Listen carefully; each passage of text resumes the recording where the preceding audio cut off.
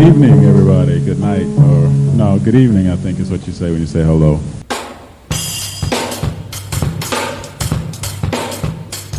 Talking Dirty with Maestro.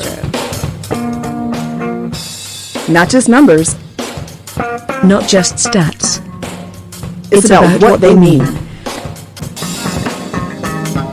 I'm going to send to you the information. Talking Dirty.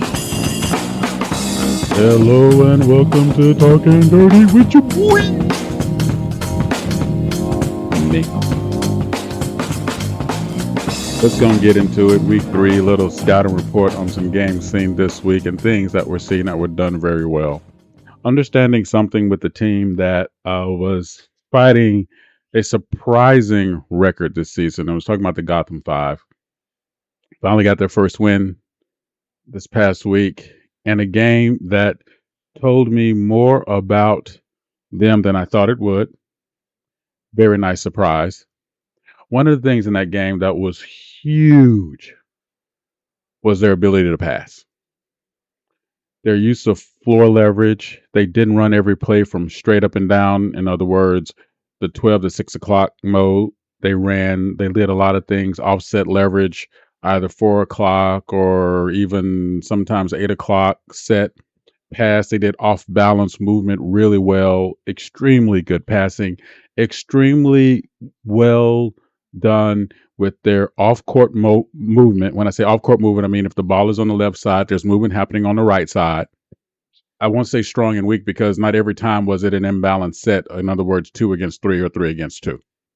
What was super nice about how the team operated was their ability to pass to the open man. And I'm going to bring you inside a little statometric deal here.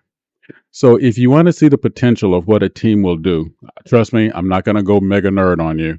I promise not to do that anymore. I've been keeping my promise for the most part. So hang with Maestro for a second. If you want to know how projections are done, so for instance, let's say if there were 20 shots taken off of passes that were missed. In other words, if the shots would have been made, they would have been assists. If you want to do typical projection, you look at the average or the median shooting percentage of the league against those missed shots.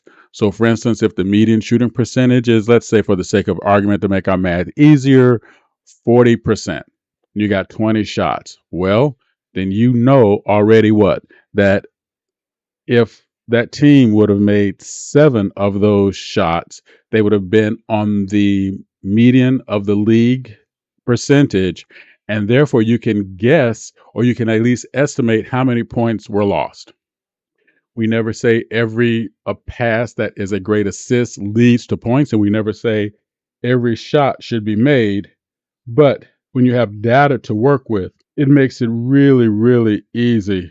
The idea here is, how do we reset a team that is doing such great passing, but yet, how shall we say, not getting the benefit of those great passing in shots? It comes down to defense. And that's what Gotham 5 did this week during the first part of the game before Run DMV got back into the game. Great passing, great organization on offense. And oh, by the way, the reality of how it moved forward was they played great defense, giving themselves an opportunity to do what? Stay in the game and stay in the lead. A couple of times that great defense was started because of the great off-ball movement. In other words, passes were done, let's say, on the left side of the floor. A shot was taken. A player on the right side of the floor did not wait and did not spectate, actually came running back to be the deep person back on defense just in case the shot was missed, and Run DMV was going to get a good transition play. Now, that happened a couple of times, and the defense did not match what exactly happened. That's okay. That's going to happen. Everybody's learning the process. But I will say that if Gotham 5 manages to keep that particular passing technique down, like on 4 possessions in a row, or 5 possessions in a row, there were passes that went from left side down post, back to up left side, cross court, then cross court back to left side down post, open 3. Same thing, other shot on the other side. Same thing coming from the right side. Those are the types of plays that will make a difference because if they're able to do that now, under the pressure of trying to get their first win, certainly as we see that move toward the race to 5, it is going to be even more amazing. You know what to do. How did you see the games this week? How are you seeing the passes overall? I know I have my thoughts. I know I have my feelings about that. Seeing some great pass motions, as I've talked about already, and I've seen some not so great pass motions. But let's talk about how to fix that. Probably save that for another pod. Right now, get you another Zay.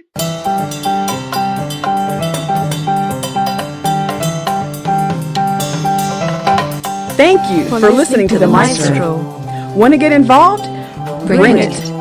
Drop in discord.gg/SimWorld Hoops. If you have the brain, join as a coach. If you have the game, join as a player. see the game, Be be the game. Now, back to the Maestro.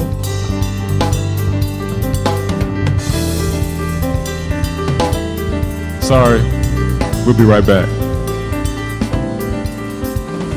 Okay, we're back. And welcome back to this half of Talkin Durty with your boy.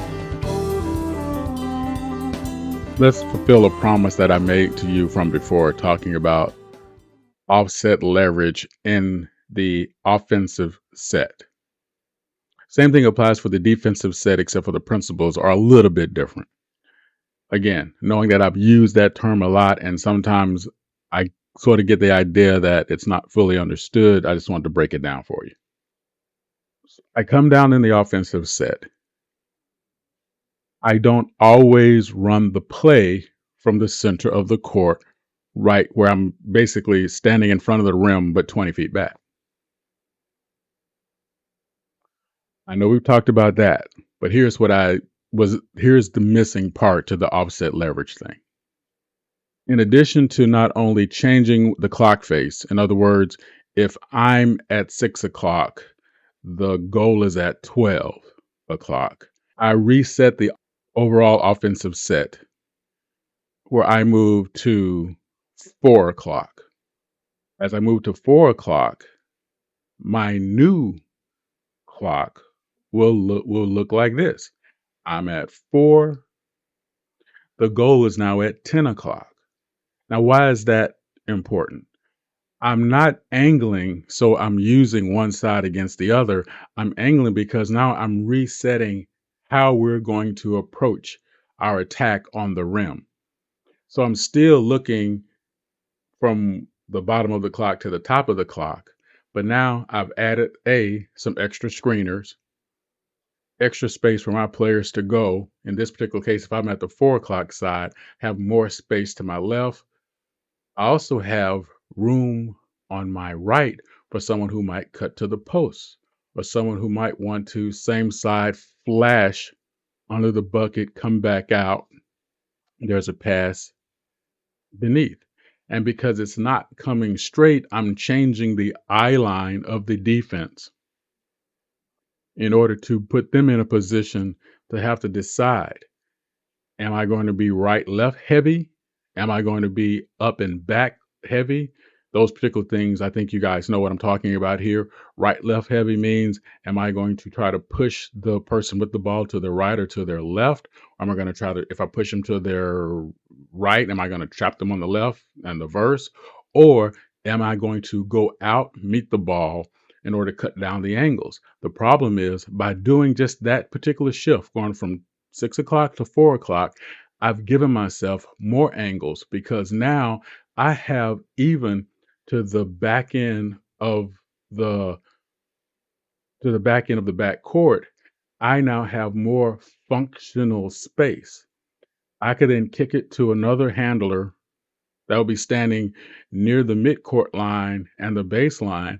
And guess what we've now done? We've now not only have we reset the clock, reset the offset balance leverage, we've now changed and moved the eye line of the defense.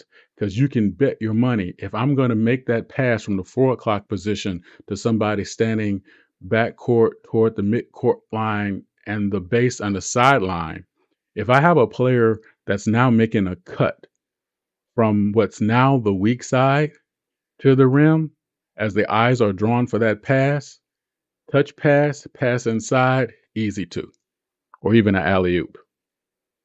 By the way, if you want to see how that worked, watch how the Lakers ran their half-court set when they would get all those alley-oop passes to Michael Cooper and Jamal Wilkes and all those guys. Just YouTube that, and you can see how when Magic would come up, yes, there were a lot of times he would stand in the middle of the court because they basically had everything over the team they were playing against.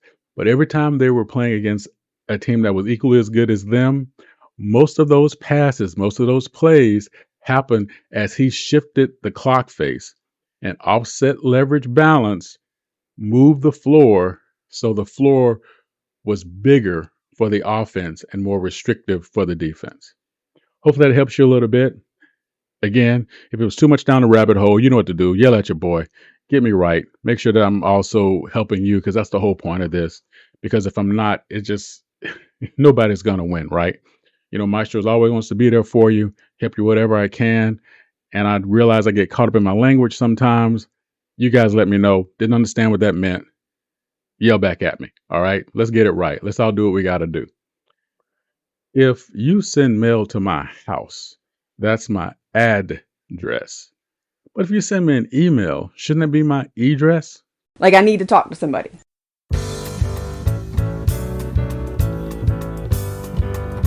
Thank you for listening to Maestro.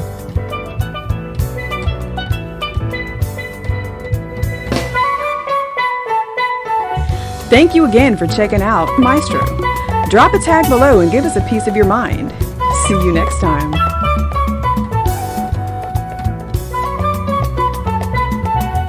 Well, thank you for your time. Have a wonderful day.